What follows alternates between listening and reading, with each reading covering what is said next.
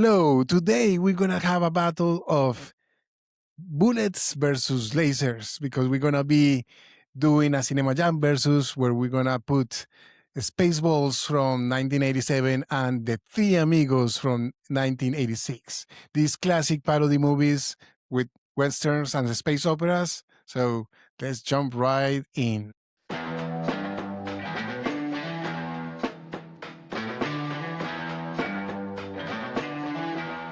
Okay, Johnny, this one's got your number on it. Let's jam. Hello, everyone, and welcome back to another Cinema Jam Versus. Today, we're going to have the Versus episode. Cinema Jam is it's a podcast where two friends discuss different movies, different genres, and especially we try to figure out what is the jam, what makes them tasty or what makes them special. And today's movies are especially very interesting, so we're going to go pretty soon into that. We're going to be talking about, as always, I'm Sebastian Gomez. I'm in Austin, Texas. And Pablo Velez from Montreal, Canada. Hi, Sebas. How you doing? I'm doing great. I'm looking forward to discussing this classic 80s, almost a battle of the 80s comedies. It's a battle of the 80s. It's a battle of the 80s, the most 80s comedies ever. Yeah, actually, I think basically, well, no, actually, the scary movies came after this, and that was like basically the end of this type of parodies, and especially with all those epic movies, superhero movies. Those are really bad. I like scary movies, especially like the first three, but the rest of them are not really very. The other ones, the other epic movies, and what is it? Romantic movie, and I don't know. Those are really bad. So I want first before we continue, we wanna remind our viewers and listeners that please subscribe, like, review the podcast, leave your comments. We're always looking for comments, especially because we're always looking for new ideas. This versus, especially, is something that we really like, and we really like the community to grow and participate. You can search for Cinema Jam Pod in all your favorite streaming or social media. We are in Instagram, in Facebook, and in YouTube mainly, but we are also in other platforms like Pocket Cast and Apple Podcasts and Spotify, like as well. So yeah, Pablo, why did you choose these movies? This is your nomination this week, and I'm very curious what brought to your mind because I'm gonna guess you haven't watched these movies in a long time. No, actually the opposite. Oh, really?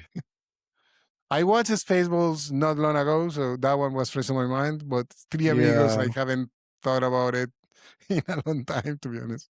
Well, I've seen both movies recently, and I think there are many reasons why I chose this, Sebas. Like, we've been doing this many westerns lately, and especially since we did our main podcast on the Magnificent Seven. Actually, when we did the verses, and we did the Magnificent Seven versus the Seven Samurai.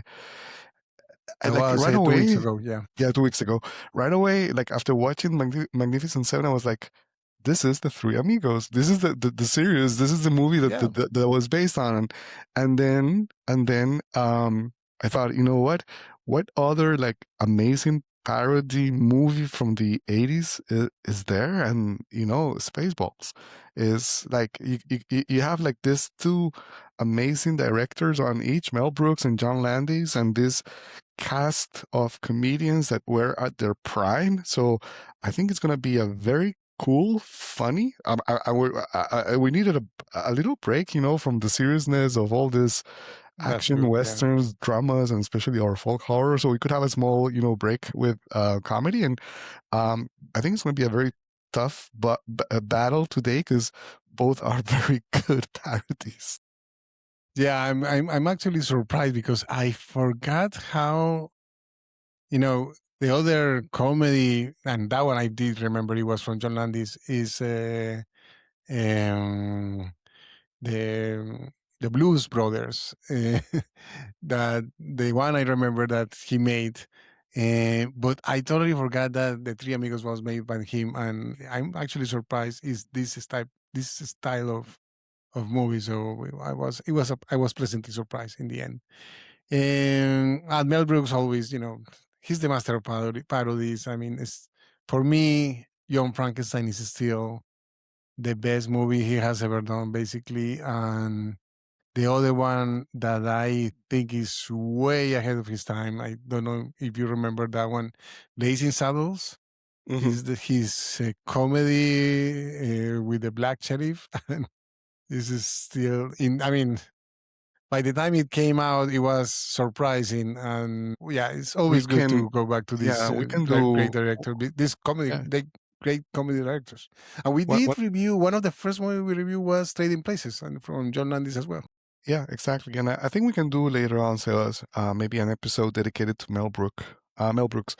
He's a great director, and I mean the movies that you mentioned are. I mean, Young Frankenstein is one of my favorite movies. Let's jump right into the battles. I think we have plenty of things to discuss.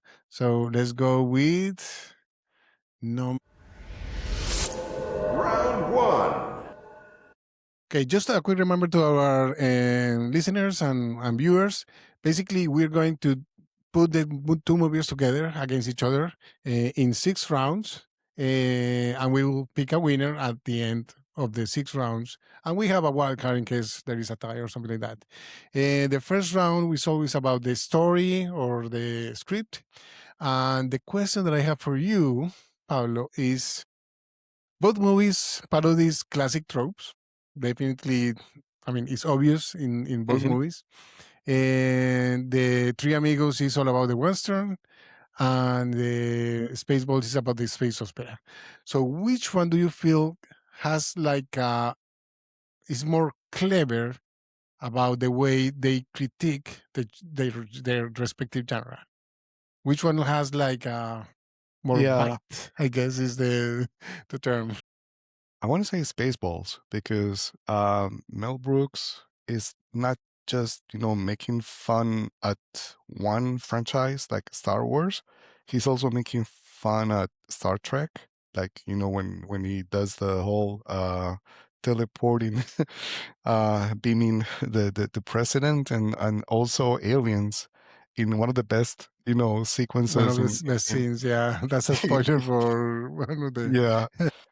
And I also like the fact that they're always making fun of like the merchandising aspect.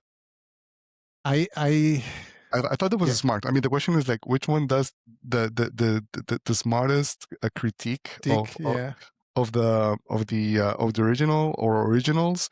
I think they do it better than Three Amigos. Three Amigos is just having a blast. Like it's more like a Saturday, like an SNL Saturday Night Live sketch Yeah, based extended on for the an Magnificent hour and a Seven. half, yeah. Yeah. So I would go with Spaceballs Sales. I don't know what you think.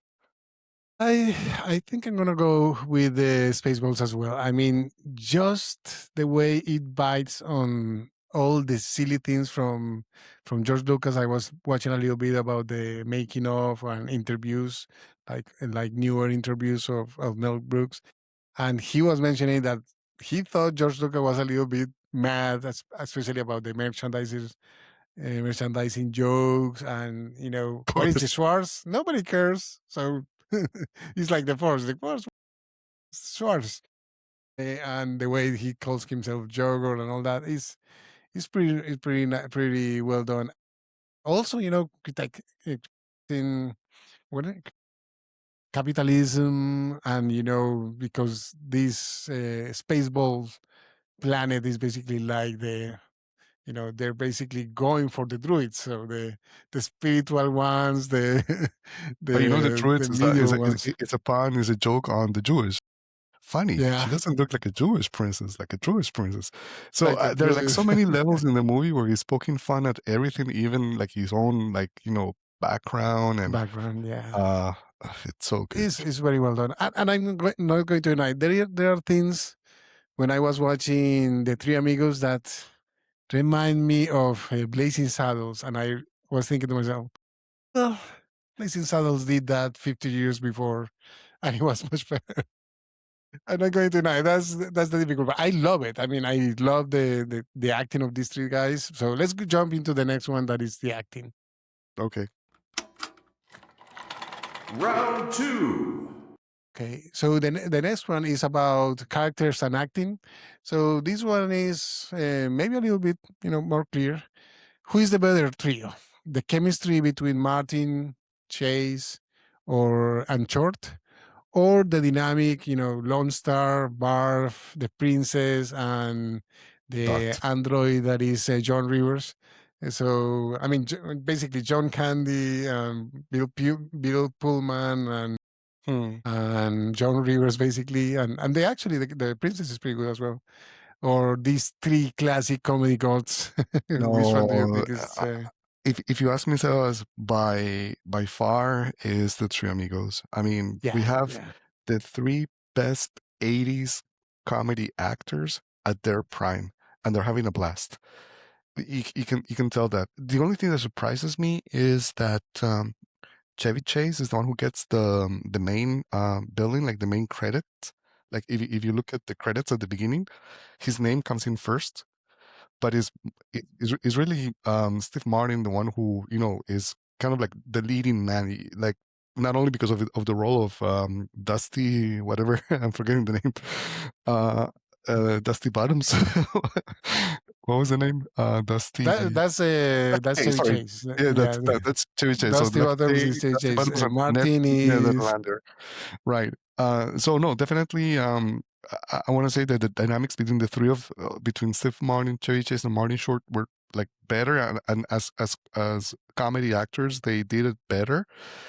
In Spaceballs, I think Bill Pullman is not a comedy actor. Um, he's trying to be one, but I always had a problem with him. Like I always felt that there was something off. I think Daphne Suniga, the princess, she does it amazing, and she's great. She does it amazing. But the one who steals the show, obviously in Spaceballs, is Rick Moranis as Dark Helmet. Oh yeah, yeah. Well, If you want, we're gonna actually talk if about we're gonna the go villains at exactly, the so end. So I'm gonna hold off. But I mean, I don't know if you do you agree also with the main yeah, the three character? amigos, Yes. especially Steve Martin and Martin Short. The chemistry between them is always top notch. Chevy Chase is funny, and I Yeah. like him, especially at this time he was like on the up of his career, basically. So and that's why not many people like to work with him or work again with him.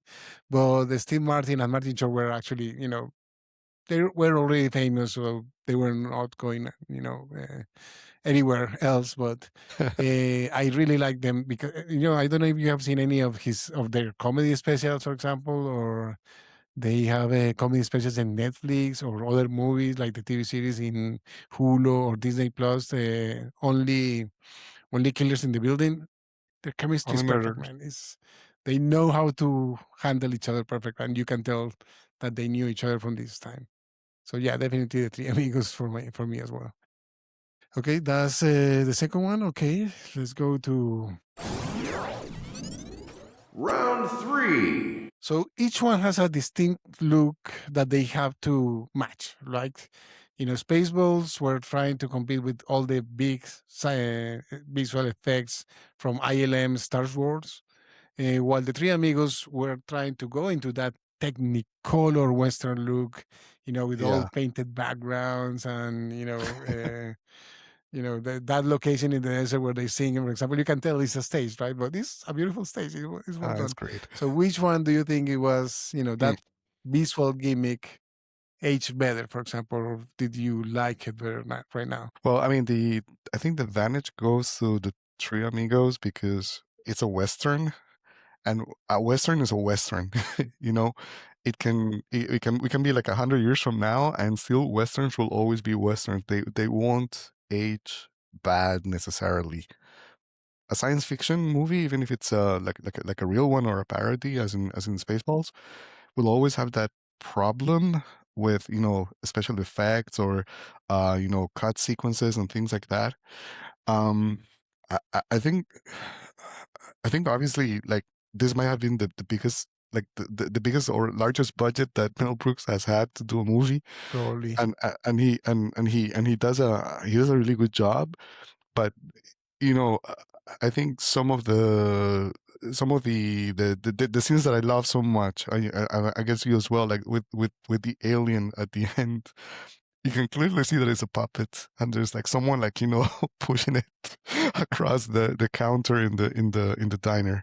So there were still limitations from the perspective. You don't get any of that in the Three Amigos. It's really like a traditional Western setup. I want to give the point to the Three Amigos, Sebas. Um, this might be one that we may need to split because I actually, after watching it today again, I was surprised how well it looks in Spaceballs because it still doesn't match the budget, even near close to the budget of a real Star Wars movie. But they do a great job. The effect of the big spaceship, the set dressing, and all the helmets and all that. I found it really compelling. I don't know. I might want to propose maybe to split it into. I like the other one as well, but I mean, you could tell it was a little, fake. I don't know how to say it. Um, are you willing to split it, or do you really want to give it to the Three Amigos? No, I mean, both movies are like gems from the 80s, and they will always be from that time period. Again, the Three Amigos has the advantage that they're playing with a Western that anyone can relate to because it's always looking back at a special moment in time. So it's a bit different, but I'm okay. If we talk, for It's okay. example, of okay, Yeah, in which one do you feel the hand of John Landis or Mel Brooks the most? Having watched other John Landis movies and having yeah. watched other No, Mel from Brooks that movies, perspective, then I would split the adding the point. direction one part of the equation, I for example. wouldn't I wouldn't say either movie has an edge over the other one in terms of like direction, trademark. I mean, they're both amazing. Like you can tell that those are John Landis and then Mel Brooks movies. Let's just split the points, Sebas. I think Let's it's play fair enough. Yeah. Round four. soundtrack.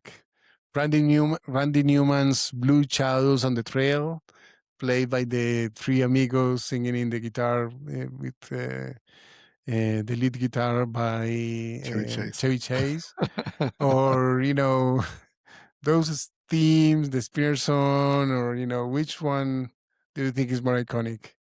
I know Oh, which one you're gonna say. I'm gonna go with Three Amigos. Yeah, yeah, This is stuck in yeah, my head. yeah. So it's not just the blue And even the shadows. dancing numbers and the Oh, come silly on. parts. The the Yeah. the, the the main theme, like we are the three amigos, and amigos forever will be. Come on, that's beautiful. That's genius. And then also when they do the number in the in the In the Mexican bar, cantina. Yeah. my little buttercup. It's Come great. on, It's that's great. No, I'm not perfect. going to lie. Yeah, they deserve it. Yeah, especially both of them. I mean, the Although, background music. Yeah, Sebas, although the musical number at the end of Spaceballs with the alien also deserves. a I'll little split. I'll special split the point commendation. because that's like such a highlight in the movie that it equalizes theme. Let's just split it, We're gonna Sebas. split it. No, let's get it to Three Amigos. I think Three Amigos deserve it. There is something special about them playing the music and the other one tries to imitate Star the Wars. thing. Yeah. Don't worry. Space. The next one is let's talk about the. Okay, let's go to Ron. Normally we talk about in this one like memorable moments, but I think this one we should set it or should focus on the villains. Who is the more iconic, memorable villain? El Guapo and his plethora of piñatas and all their dirty teeth. I mean, they are disgusting. I'm going to go into deny it. Or the great Rick Moranis as Dark Helmet. Yeah. Do I need to say it? Yeah, Rick Moranis, right? Of course, by far, by far, by far. Even I mean, the desert one. I don't remember. I didn't remember the desert one and the every little. single scene with Moranis is perfect. Every single one. When they go on the hyperspeed on the ludicrous speed. Ludicrous. Yeah, that's a classic. Which, by the way, you know why the Teslas have that, right? Is from this movie. No, why? Elon Musk loves this movie, and he loved Oh, the really? concept of ludicrous speed, and then that's like a setting in Teslas. In So Tesla. Oh, yeah, I remember now. Yeah, I heard about that. Yeah, I totally forgot it. I'm trying to remember as less as possible from Elon Musk, to be honest. well, I mean, let's say that's one of the few things we can Well, yeah, I mean, it still got recall. into the subconscious of the people, so it break pop culture. So that's a good one. Actually, yeah, for the extras in the Spaceballs movies in the Apple TV or in the DVD, they have the ludicrous speed version, so it plays the movie like in 30 seconds, and it's great. I watched it today and like, oh wow, okay. Okay, let's go into the last. Round 6. Okay, this is gonna be a difficult one, man. Okay, if you have 2 hours and you know you wanna laugh fast, which one do you think we'll put on first? I hate this. I don't like this question. I don't know. I don't know what to answer, Sebas. I would equally watch either movie. Let's just split it. Let's just split it. I actually, yeah, sometimes you feel like you want to see these great guys dancing and doing play with the guns and all that in that silly situation. And, oh, little buttercup. Or sometimes you just want to watch the Spaceballs. I mean, I think I mentioned my kid is still on a Star Wars, and, trying to watch everything in Star Wars. He slowed down a little bit on Spider-Man and went into Star Wars hit really heavy. And I made him watch Spaceballs and he loved it. Yeah, so I did with my son, and yeah. Anyways, Okay, so we are actually going to have into the Wild card. okay. Oh boy, oh boy, oh boy, oh boy, oh boy. I hadn't actually prepared questions for the wild card, so we'll have to let's go to do our it. traditional script. So which one do you have more quotable lines? Oh no! Again, they both Oh they're yeah, both full of quotable lines. I think and they came up so close together. I totally uh, forgot they were from '86 and '87. I hmm, mean, the three amigos will come, and injustice is done, and all that is a pretty well done one. But I actually think we have to give it, to be honest, to Spaceballs. I think it's just a little bit on the edge of more quotability. I don't know, I maybe think because so. of I the think so. I reason think it's because because it's I think it's because of Mel Brooks. Like the yogurt character is all about like yeah, the Schwarz. one-liners and slogans and merchandising, so it sticks with you more. Because in Three Amigos, there are a lot of like really good like punchlines in the jokes. Yeah. You The know, jokes are like higher lip class. balm when he drinks the water in the desert. Like Chevy Chase he was great doing that. But I mean, it's just like the ending of the joke. Whereas there's more quotes as such, from yogurt or even from Rick Moranis. Like, uh, Yeah, is so many things your chores is the same bigger size than as mine. mine. And when you're a kid, you don't get that, but now you do. No, yeah, it's a teenager. He changed the dynamic, and they are literally they are in a locker room. So it's like, oh boy, very naughty, Mel Brooks, and the twins. I mean, there are some subtle jokes that you don't get. Like, "Oh, yeah, he beat me twice last night, and it was great." when the lady in the monitor tells the president like, "Oh, he beat me twice yesterday," and I love it. Yeah, you don't get it at the time. So, which one do you wanna It goes split to it, Spaceballs. or No, it wanna goes get to to the Space. Well, Spaceballs? let's get to Spaceballs. Yeah. Okay, I mean, in this case, I think just a little bit on the edge. I'm not going to deny that it's pretty close, especially because, yeah, it's so hard.